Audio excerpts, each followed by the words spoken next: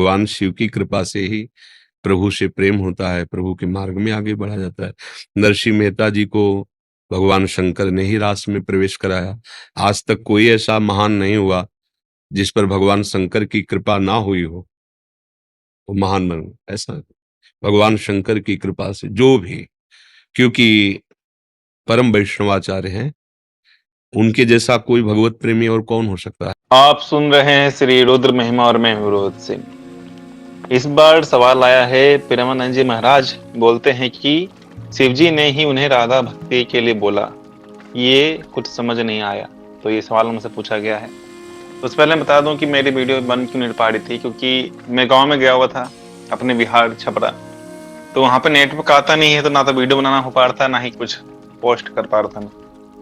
तो इस सवाल का जवाब देता हूँ फिलहाल कि जो लोग कहते हैं कि प्रेमानंद जी महाराज जब शिव जी के भक्त थे तो उन्हें राधा की भक्ति कैसे मिल सकती है।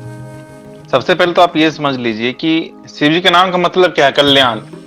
अगर हम कुछ भी ऐसा तत्व प्राप्त होता है जो कल्याणकारी है, कुछ भी कल्याणकारी चीज प्राप्त होती है, तो उससे रूप में ही हमें प्राप्त होती है। और अद्वैत सिद्धांत में तो कोई भेदभाव है ही नहीं। राधा में, श्री राधा में और श्री शिव जी में कोई भेद नहीं है। तो मैं जो कहने वाला हूँ आज, वो विनय पत्रिका के अनुसार कहने वाला हूँ कि स्वामी तुलसीदास जी इसके बारे में क्या कहते हैं। तो मैं जो अभी पद आपको बताने वाला हूँ, तो ये पद है तीसरा पद से लेके विनय पत्रिका में तीसरे से 7वां तक जो पद में कहा गया है, उसका मैं आपको सारांश बता रहा हूँ। तीसरे पद में शिव स्तुति के साथ तुलसीदास जी कहते हैं कि भगवान शिव को छोड़ के और किसके याचना की जाए, जो दीनों पर दया करते हैं, भक्तों का कष्ट हर लेते हैं। और जब समुद्र मंथन से कालकूट नामक विष निकला, जब उसके ज्वाला से देवता असुर सब भयभीत हो गए, सब परेशान हो गए, तो उनके ऊपर भी दया करे, तुरंत महादेव ने उसे तुरंत तत्क्षण पी लिया उस विष को, और उनके ऊपर अपनी दया बरसा दी।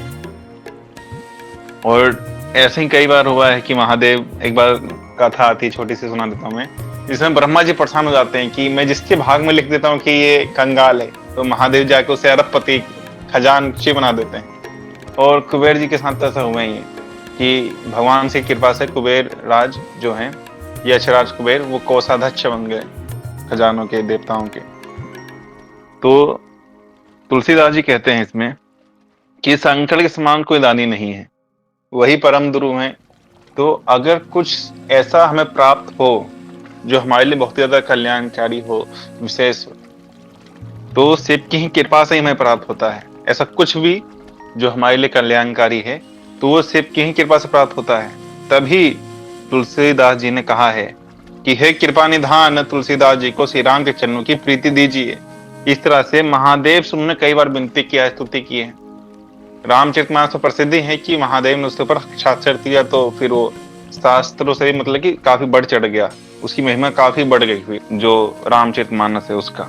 और एक कथा ये भी आती है कि कामदेव को भस्म कर दिया था शिव जी ने, लेकिन जब उनकी पत्नी रति ने उनसे रोते हुए प्रार्थना की कि मेरे जो मतलब पति हैं वो अभी जीवित हो जाए, तो महादेव ने उनके पति को तुरंत अनंग बना दिया, मतलब कि बिना अंग के ये जीवित तो रहेंगे, लेकिन द्वापर में जब श्री कृष्ण का विवाह होगा और इनका जो एक बेटा होगा प्रद्युम्न, तो उसी के रूप में कामदेव अवतार ग्रहण करेंगे। ये उन्हें वरदान दे दिया और बाकी कई सारे वरदान दिए।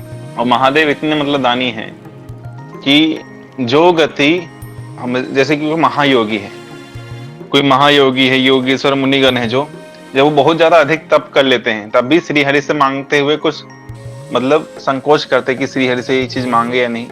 लेकिन वही भगवान शिव जी, वो जो कोई भी इंसान जब काशी में मरता है, चाहे वो कीट हो या पतंग हो, तो वहां काशी में मरने मात्र से वो परम गति प्राप्त कर लेता है, जो सभी के लिए दुर्लभ है। ऐसे परम उदार भगवान पार्वती पति को छोड़कर जो लोग दूसरी जगह मांगने जाते हैं, उन मूर्ख मांगने वालों का पेट भली भांति कभी नहीं भर सकता। तो इसीलिए अगर आपको कुछ चाहिए, कुछ प्राप्ति चाहिए, कुछ परम तत्व या ज्ञान चाहिए, तो एक मात्र ही रास्ता है, शिव जी के पास ही आना पड़ेगा, तभी जाके आप उस सब चीजों को समझ सकते हो। तो उसी तरह से ये भी है, प्रेमानंद जी महाराज को राधा की भक्ति प्राप्त हुई तो शिव की कृपा से ही हुई, इसमें कोई संशय नहीं है, क्योंकि उनकी कृपा से ही लोगों को उनकी कल्याणकारी वस्तुएं चीजें मिलती रहती हैं। जैसे आपने कई सारी कथाएं सुनी होगी, और जो ही मैंने अभी तक यहाँ पे आपको बताया कि तुलसीदास जी ने विनय पत्रिका में ही कई बार पार्वती पति महादेव से प्रार्थना की है कि मुझे श्री रामचरण भक्ति, अटल भक्ति, अनन्य भक्ति प्रदान कीजिए। उनकी महिमा बताया है कि जितनी भी कल्याणकारी वस्तुएं, शिव जी मतलब अपने सामने याचना करने वाले दृष्टि देख लेते कि मेरे सामने मतलब गिरा याचना कर रहा है, उससे जैसे ही हाथ जोड़ा तुरंत महादेव उसकी पूरी इच्छाएं पूरी कर देते कि ये लीजिए वो लीजिए, कई सारे वरदान बिलक से दे देते हैं। इसीलिए अगर आप अध्यात्म मार्ग में नए नए हो, या फिर कुछ कंफ्यूजन है, या फिर कोई सा भी ऐसा कारण है, तो महादेव से ही याचना करनी चाहिए, क्योंकि महादेव ही जगत गुरु और परम गुरु हैं। तो जब हम उनसे कुछ चीजें करते हैं तो वो अपने किसी न किसी स्वरूप में किसी न किसी करते से या फिर कोई न कोई इशारा सा जरूर करते हैं कि हमें क्या करना चाहिए। वो हमें अगर उनकी आज्ञा मिल जाए तो फिर वही हमारे लिए परमार्थ है कि अगर उन्हें एक मार्ग बता दिया कि हमें इस मार्ग पर चलना है, तो फिर हमारा उसी से कल्याण हो जाएगा। और जो भक्ति है, भक्ति तो बहुत ही, और जो श्रद्धा उत्पन्न होती है वो है जन्म जन्मांतर से सुनराय धर्मचारिणी कैसा में खलु श्रद्धा जाए ते न कदाचना।